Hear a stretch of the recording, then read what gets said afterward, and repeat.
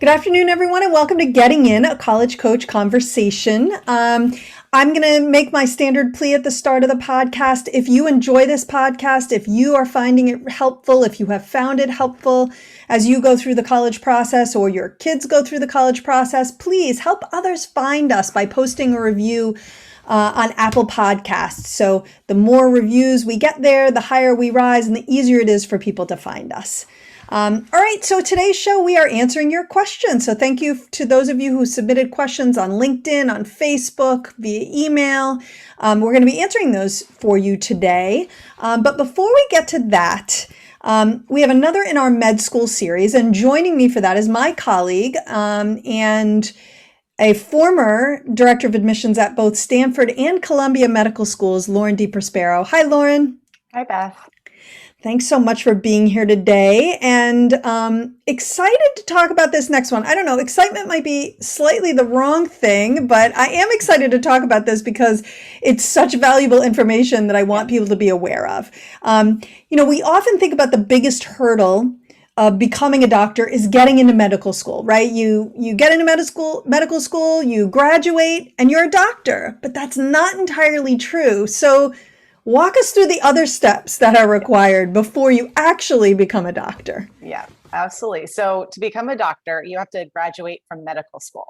But to practice medicine, you have to be licensed in all 50 states. And to be licensed, you need to complete a residency program. This comes after medical school.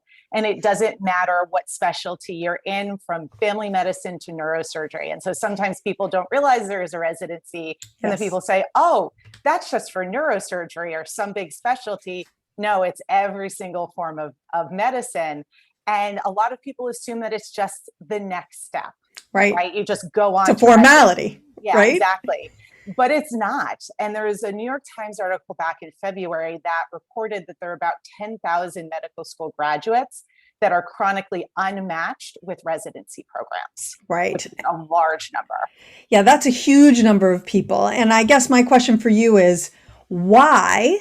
So why are they unmatched? And why is this a problem? I think I know why it's a problem, but let's get to the heart of why it's a problem. Yeah, absolutely. So there can be many different reasons for why somebody is unmatched. It could be personal reasons and things out of their control, given the way the matching process works. And the matching process is that medical students in their fourth year or their final year, because some students do take 5 years to complete medical school, and that's not unusual anymore, they have to match with a residency program. So that's that term match that I keep referring to. But honestly, medical schools are graduating more students and residency programs are not increasing their spots. Right. So that's sort of the big reason and overarching reason why. And the Association of American Medical Colleges released a study that said that by 2033, there's going to be a shortage of between 54,000 and almost 140,000 doctors. Wow. So that is huge for an aging population. Hopefully we never go through another pandemic, but a pandemic and other large medical challenges, that's a huge problem. Well, and it does beg the question, which we aren't necessarily going to get into here today, which is why aren't residency programs increasing their spots, right? Because we need more doctors. We've got these people graduating. It seems like a win-win, but I know we're not going to talk about that, but there's another big issue with undermatching, right? Exactly. And that is students who are chronically unmatched are often saddled with a huge amount of debt with a degree that they can't use. And they might have even had debt from undergraduate. So that is a huge, huge problem. Right. Because when you take on this debt, and it's often over $100,000 easily, you take it on with the assumption that in a few years, you'll be working as a doctor and you will start earning a lot of money, and that's how you're going to pay it off. But if you can never work as a doctor, it's kind of terrifying, actually. Yeah, exactly. Yeah. Exactly. So, as we think about this, and for me, there are a lot of echoes here in college admissions in general, especially when we see students who are only applying to the most selective programs where the competition for spots has far outpaced the number of spots. And, they find themselves sometimes without options when it's time to enroll in college after their high school years.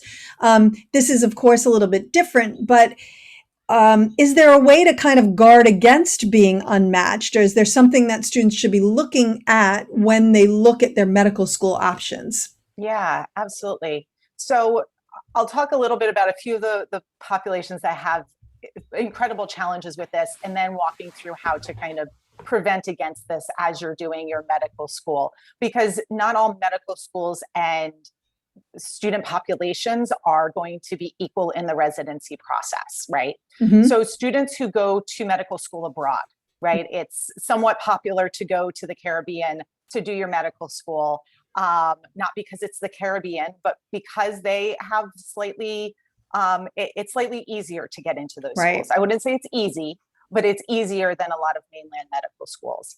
And some residency programs will prioritize mainland medical schools. Hmm. So, what students really need to be thinking about as they're going through college, as they're thinking about their application at whatever point it is to really consider if it makes sense to apply to these schools given their match rates.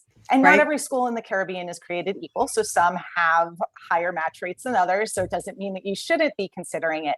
But think really critically about how you can take that time to be more competitive for a mainland medical school, or maybe consider what other role on the healthcare team you're interested in. Maybe it's a different career in allied health. Really think critically so you're not in that situation of, wow, I graduated, but I have all this debt and I can't get into a residency program. Right. Well, right. The point being, if you can't get into a mainland program, you really, really, really need to weigh your options before you Yeah. commit to one where the matching rate might be really low, and maybe Yes. you are, like you just said, better off working in the medical field.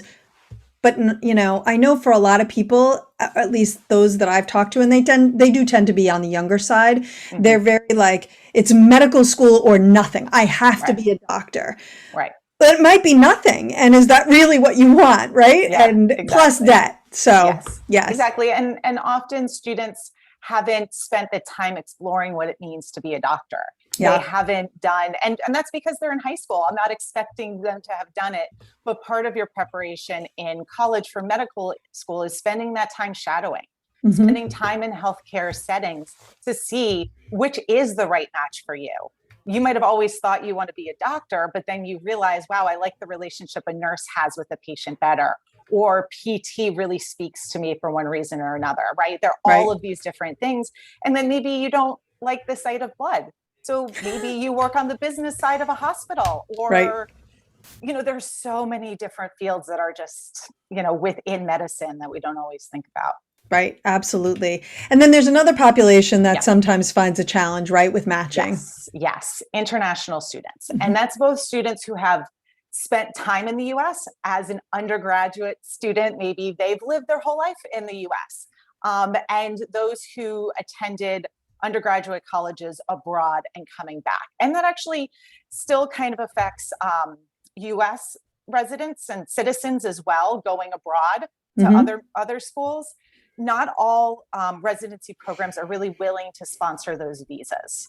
So I worked at Columbia, and I don't know what it is today, but New York Presbyterian was not sponsoring visas. So even Mm. their own, not their own students, they're separate entities, but the medical school affiliated with them, right, was they wouldn't sponsor visas from students from that medical school. Yeah. So certainly something to think about as you're going through the process. Yeah. I mean, a huge thing. Yeah. Um, So, all right. So, we talked about matching rates a little bit Yeah. and thinking long and hard before you go abroad to go to medical school. What other things can pre med or students and applicants do before they commit to their med school? Yeah. So as you're building that medical school list, think about what are the residency match rates? Because even in the US, not every school is 100% match rate, right? It's not just Yeah. the Caribbean medical schools. I don't want to be picking on just them. Not all US based medical schools have high match rates. What is their board passage rate, right? How and to further drill down on that match rate, which I'm not sure we've done a great job of explaining exactly what that means. The match rate is the percentage of graduating medical students who are matched with a residency program at that individual medical school. So some have that near 100%. Some have substantially lower. Sometimes you might have a very small class, and so one person doesn't match, and you have 100 students in your class, and you have a 90% match rate. Right? Yeah. There can be details behind that number, but where the students are matching to residency isn't as important because you don't know yet how competitive you're going to be. You don't know maybe what specialty you're going to want to be focused on, but that they're matching is important. And additionally, to make sure that every school on your list has what's called an LCME accreditation. That stands for the Liaison Committee on Medical Education. It doesn't help explain what that is, but essentially it's an accreditation process that schools have to go through. Finding out who is doing the advising on the match process, right? This person is going to prepare you for your specialty of choice. Sometimes you have to take that 5th year to do extra research to be competitive for a residency, or they can guide you to a less selective specialty to help you match and find a fit for you because you're just, not as competitive for that specialty.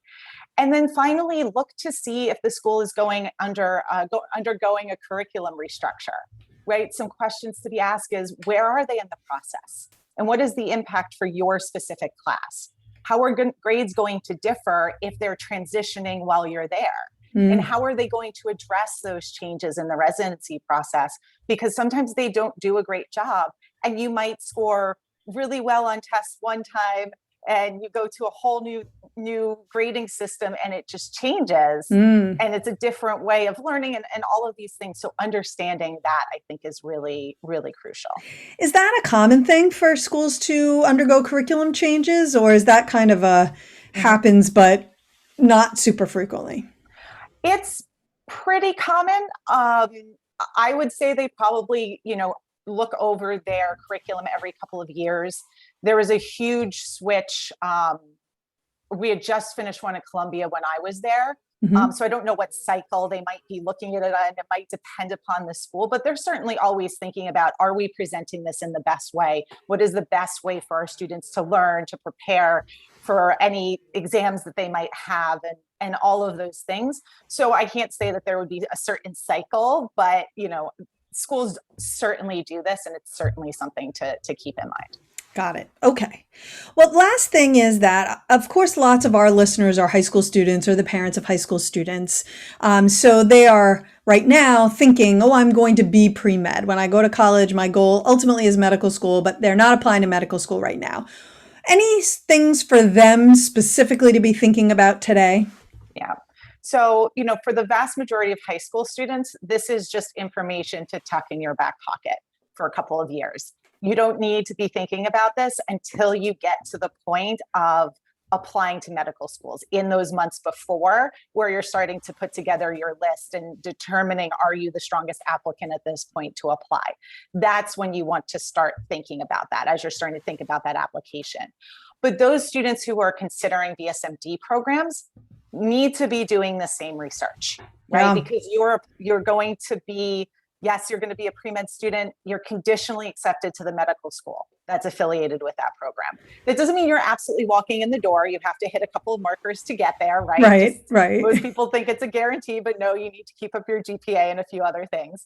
But doing that research now is important, because if you're in a BSMD program that has a low residency match rate, right, you might be in that position 6, 7, 8 years, whatever the length of your program is, because you are essentially choosing a medical school right now to attend. Right. And what good does that kind of advancing yourself or taking I don't have to worry about applying to medical school out of the equation? It doesn't really do you any good if at the end of the entire process, you don't get matched with the residency. And then Exactly. it's all kind of been for naught. So Yeah, exactly. yeah, it's a little, the reason I said I was super excited because it's a little scary. I mean, Yeah. this came up because we were reading the New York Times article that came out, and there were some really terrible stories in there of Yeah. people who are now 3 years and they haven't matched. And then after that point, it's not impossible to imagine that you'll match, but it's pretty unlikely if you haven't Yeah. matched after about 3 years, right? Yeah,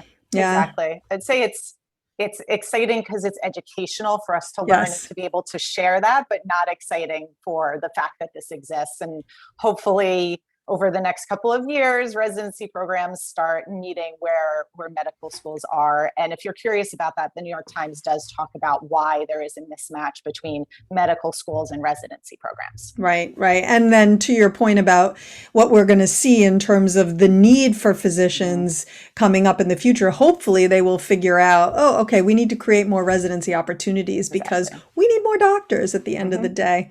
Lauren, thank you so much for joining us today. I appreciate it. Thanks for having me. Absolutely. Okay, we're going to take a really quick break. And when we come back, we are answering your questions. So don't go away.